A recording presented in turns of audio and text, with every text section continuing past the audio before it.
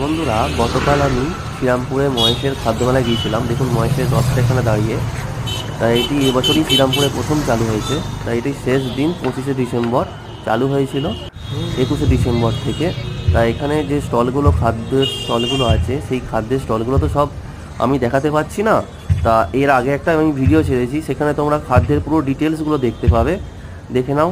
এই পুরো সারাউন্ডিংয়ে সব খাদ্যের স্টল আছে, বিভিন্ন প্রকারের বিভিন্ন রকমের সব মনোরম খাদ্যের স্টল। তবে আমি যেসব খাদ্যগুলো খেয়েছি তার কিছু ঝলক দেখো। এই দোকানে আমি গিয়েছিলাম, আর এই পোলাও আর মাংস নিয়েছিলাম, কষা মাংস। আর এই দোকানে নবদ্বীপের ক্ষীরের দই আমি খেয়েছিলাম, দেখুন। আর এই নোটে ভাই খেয়েছি। খেয়ে তারপরে আমরা কিছু বাড়ির জন্য এই বর্ধমানের সীতাভোগ, মিহিদানার ল্যাংচা নিয়েছিলাম। আর পাশেই যে মহেশের যে ঠাকুরটি আছে, সেই ঠাকুরটির দর্শনও করেছিলাম। তোমাদেরকে সব ঠাকুরেই দর্শন দেখাবো। দেখুন, এইখানেই সেই ঠাকুরটি আছে, কত সুন্দর। জয় বাবা জগন্নাথ, জয় মা সুভদ্রা, জয় বাবা বলরাম। দেখুন।